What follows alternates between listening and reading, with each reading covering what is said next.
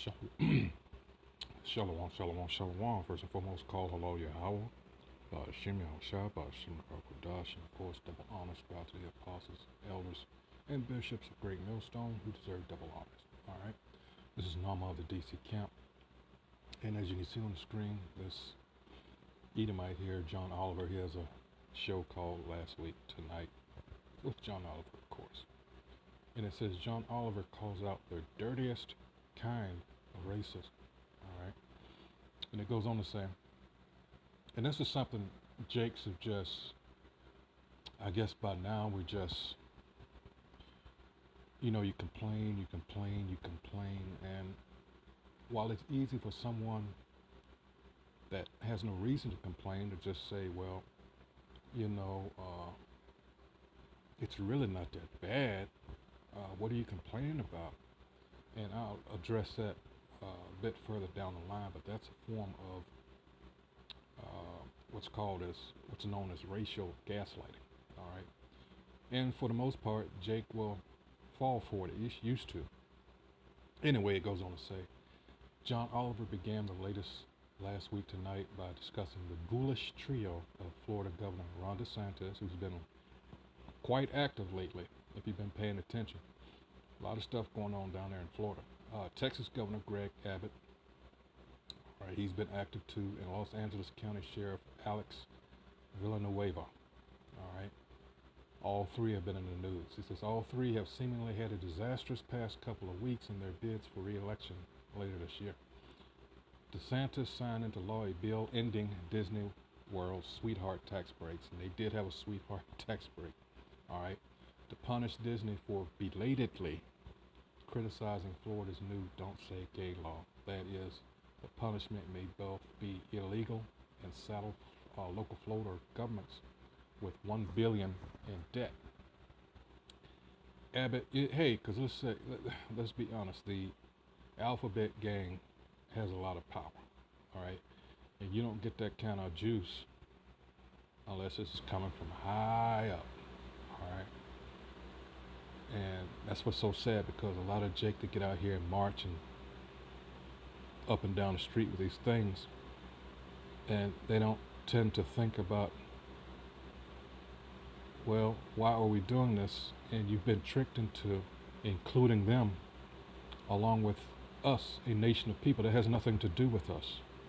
All right, our people are being used as they often are for somebody else's initiative or agenda.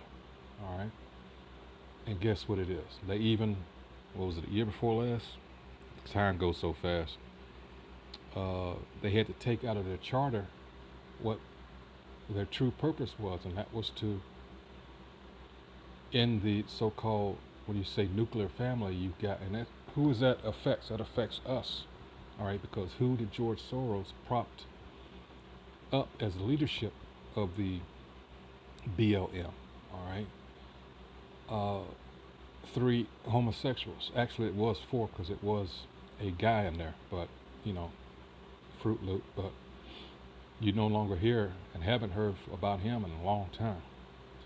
And then they get caught purchasing property and got, became too, how do I say this, visible. All right, so actually it was a Edomite organization with just our people's faces on it. See, because what our people don't realize is these crackers, these Edomites, learned from the mistakes of the 50s and 60s, when it was shown all over the world what they were doing to us. So now what they do, they learn to hijack, oh so sneakily, any of our movements having to do with, well, what was it that prompted this? And that was police brutality. All right, so they hijack the movement, all right, and dispel all that pent-up energy, all right, because again, they don't want to repeat of what happened in the 60s. You saw also this time around where you had agents that were caught paying off a lot of Jakes to try to do a whole lot worse things. And for the most part, you gotta, congratulate Jake because they figured out what was going on. The staged pallets of bricks that just came out of nowhere, seemingly. All the people in the suburbs coming into the cities, at least here in D.C., I remember, because it was on the news. And Jake called out I don't know if it was an Ammonite or Moabite that was spray painting and defacing property, and they said that's not what this is all about. They were telling them. So it didn't work like they thought it was going to work. All right, so, but now in any case, we're in the midst of an orchestrated famine. All right, so, worse is yet to come. Anyway, continuing with this. So what he's saying is, Abbott initiated additional inspections of all trucks crossing the border of Mexico in order to curb illegal activity. In other words, brown people sneaking in, which resulted in supply chain nightmares and exactly 0 discoveries of illegal activity. See there? And Villanueva ominously announced he would be investigating a Los Angeles Times reporter who obtained a leaked video of a deputy kneeling on the head of an inmate for 3 straight minutes. So it's not that the case that the deputy was wrong in what he did. It was just that he was exposed for what he did. You see, that's what they take issue with. All right. Depressingly, it seems that Villanueva is going to get reelected this year. All right. It says bullying a reporter might actually help him, just like DeSantis and Abbott's harmful stunts are likely to help them, because at the end of the day, who's in rulership? That's right. We're in bizarro world. What do you expect? Everything's upside down and backwards. He says, because the name of the game in politics these days seems to be less can you help the most people and more how much can you hurt the people your supporters hate the most. And that would be us. That's right, the real Israelites. All right, the so-called Negroes, Latinos, and Native Americans. And a lot of this he's exposing, that's Psalm 64 and 8. Let's get that real quick, because it takes a person like him, unfortunately, to bring issues like this to the surface, because when we do it, you're just complaining. Shut up and get a job. That's their solution to everything that we go through. Shut up and get a job. Anyway, this is Psalms, what did I do? 64 and 8. Anyway, it says, actually, I will start at 2. It says, hide me from the secret counsel of the wicked, from the insurrection of the workers of iniquity, who whet their tongue like a sword and bend their bows to shoot their arrows, even bitter words. And the press is a huge weapon in these racist ass motherfucking Edomites' arsenal. It's always been that way. All you have to do is look at those books, At the Hands of Persons Unknown, 100 Years of Lynchings by Ralph Ginsberg, Without Sanctuary, all those books. And at the root of all that, especially in 100 Years of Lynching by Ralph Ginsberg, that's an assortment mostly of newspaper clippings with, you can read the wording there, black brute rapes such and so's wife, or shit like that, that helped to agitate the lynch mobs. They played a big part in that. All right, again, a major weapon in the arsenal of this devil has been the press. Let's see, and this next verse is 4 highlights that they may shoot in secret at the perfect, which is talking about the Israelites. Suddenly do they shoot at him and fear not, because they don't believe in the Most High. All right, they just use that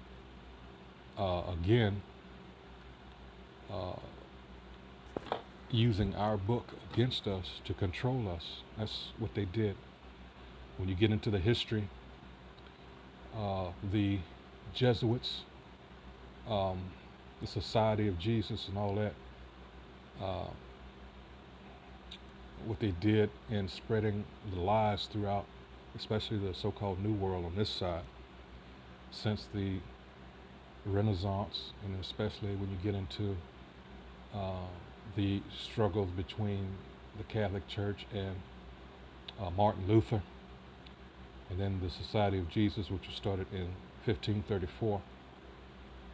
And I mean, then this war between, eventually when King James took the crown, uh, they wanted to kill him.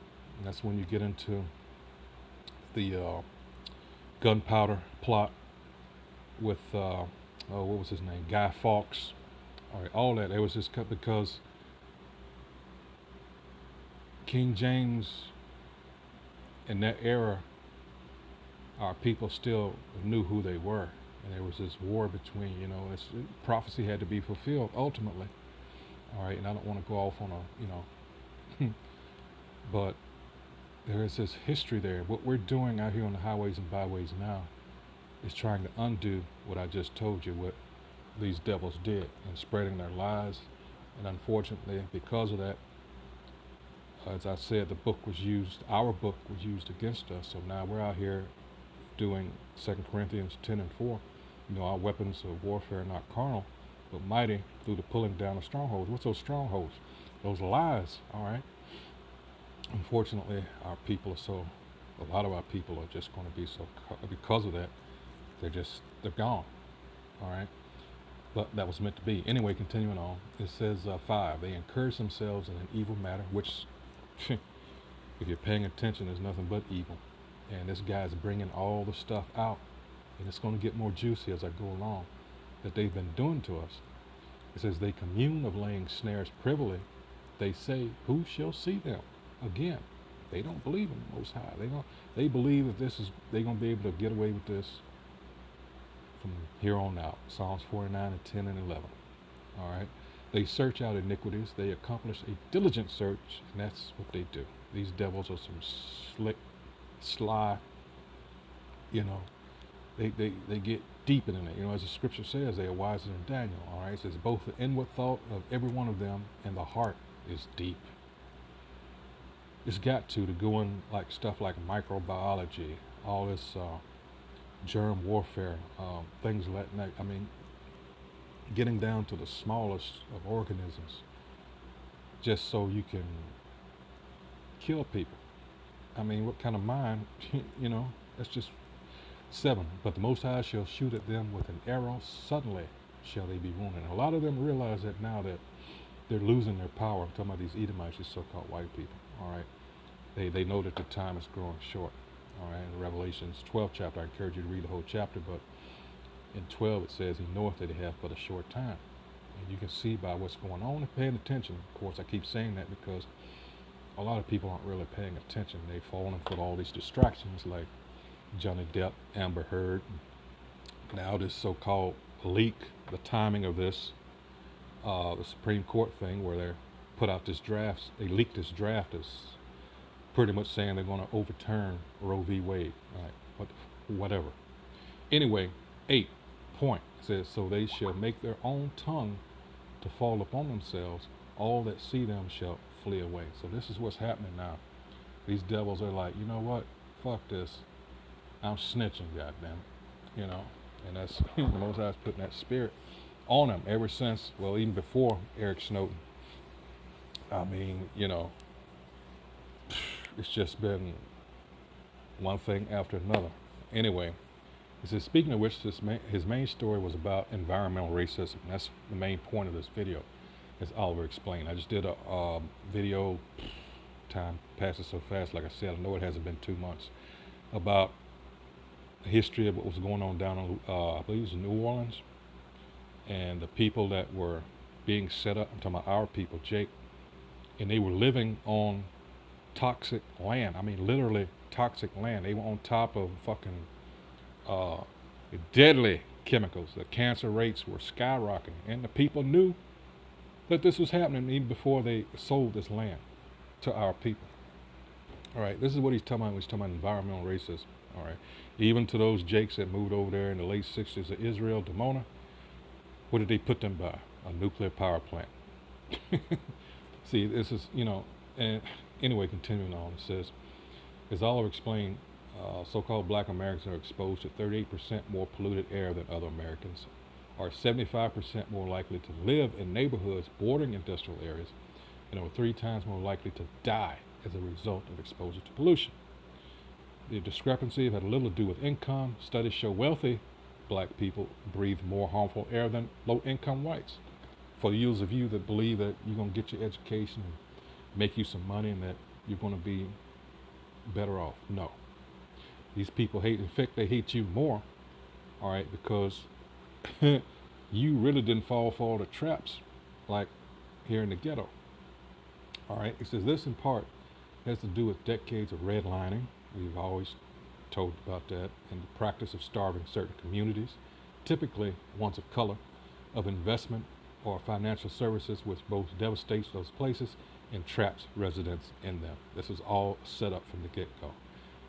Why do I say that? Well, the proof is after chattel slavery, we're just going to use 1865 as the marker, they shifted to prison industrial complex, convict leasing, that sort of thing. But in the meantime, Jake was between that time and 1900, the literacy rate amongst our people skyrocketed. All right. So you're looking at 1-2 generations. Our people had their own businesses, set up communities to get away from these Edomites and their lynch mobs and, just terrorism. But what did these devils do? They wasn't good enough. So they burned the communities that we set up down, usually as a result of a Jake looking at their white woman the wrong way or accused of raping them when he didn't do anything at all. It was just a matter of them being jealous and envious of Jake. Because look, you got to think about it. These were our niggers. These were our slaves just 40, 50 years ago. What the fuck? Because how sorry you have to be. This is your kingdom. You've had a people under your feet for 2 or 3 centuries at that point. And now that the foot is off their neck for like 1-2 generations, like I said, at that point, they're doing better than you. Damn. What does that say? It says you're one sorry bastard, all right? You don't deserve to rule, all right? And it's, for those Jakes to say, well, how do we see we're faster, we're stronger, and more intelligent because look at what they've been doing. They put fluoride in the water, all these chemicals. And like he's talking about there, if you're so superior to certain people, why do you have to resort to all these tactics? And I will say again, the late Dr. Frances Cress Welding here in D.C., she was a child psychologist. She wrote the book, The ISIS Papers. She said it occurred to her after someone keeps saying, I'm superior, I'm superior, I'm superior, that in all actuality, that person has a serious inferiority complex, excuse me. And she's right, all right, because this devil just looks at us like, damn, all the shit we've done, but they're doing it on the sly. All right. Oh, and that's about to change because the thing I've always asked, question I would pose to people, I said, now you aware about all the murder and deceit and robbery and everything this devil has done in order to get what he's gotten through all this time? I said, now what's more dangerous? Somebody through what they call the, you gotta love Esau for his terminology, the pioneering phase of, conquest. Compare that, say, what do you think this devil is going to do to try to hold on to it? And I always refer to Daniel 12:1. That's why that's there. Because he's just going to say, oh, fuck it, I don't give a fuck. The same people you saw going up, that ladder, the ones you fucked over for so long, guess what? You got to come down. He don't want to come back down because you got to see those same people, as the saying goes. All right, it says, often the communities are either adjacent to industrialized areas or see factories pop up around them. Think about what Eisenhower did with the uh, interstate highway system, how that was purposely done to segregate our communities. Don't believe me? Look it up. All right. He says a map of redlined Dallas neighborhoods overlaid on a map of Dallas industrial zones results in a large and non-accidental, oh, non-accidental, meaning it was done on purpose, amount of overlap. This practice is so pervasive and exacting that two different zip codes located next to each other, but with different demographics, can have life expectancies that vary up to 15 years. That is grim. That you can live 15 fewer years depending on your zip code. It's the worst zip code news since the time they added those 4 bullshit digits at the end. I don't know what those are and am never going to learn them. There was no shortage of racist examples for all of it to choose from. An oil pipeline that took a crazy detour through Memphis in order to avoid majority white neighborhoods in favor of black ones. An East Chicago, Indiana public housing community located on land with levels of lead up to 200 times higher than permitted by law, and whose residents weren't informed by the government of this fact for 31 years, similar to what I was saying earlier about what happened down in New Orleans. Even a black activist who meets resistance from environmentalists and conservationists, when she suggests that some of their focus and money go toward protecting people in addition to plants and animals. Unless we take big steps, what do you think all that mess was going on in the Dakotas with the Native Americans rightfully protesting? It's a history of this, all right? It says, unless we take big steps to address environmental racism and call it what it is, a brutal divide is going to stay in place in this country, where some are treated like they're worth protecting and others like they can be sacrificed, all right? And this is from, of course, Rolling Stone magazine. And let me get some more scriptures here because, man, still to this day, our people, a lot of them, all they want is that good job, so-called. I mean, that's all together gone now. But Jake is still, believe it or not, it's going to get better. It's going to get better. It's going to get better. Like they're clicking their heels or some shit, you know. This is Psalms chapter 140. I'll start at the top. It says, the Psalm of David. All right, King David says, deliver me, O Most High Yahweh, from the evil man. All right. Preserve me from the violent man, which imagine mischiefs in their heart. Continually are they gathered together for war. They have sharpened their tongues like a serpent. And let me address that real quick before I move on. They are gathered together for war. You've got all this money to start some bullshit over there in the Ukraine, and you're not even taking care of your people over here. Our people have been over here for hundreds of years, which goes to show you that this is all planned. We've been at war ever since we've been brought over here. Our people refuse, the majority of people, our people refuse to believe that fact. Not conspiracy theory, it's fact. All right. 3, they have sharpened their tongues like a serpent. Adder's poison is under the lips. All this local news, all this shit, it's garbage.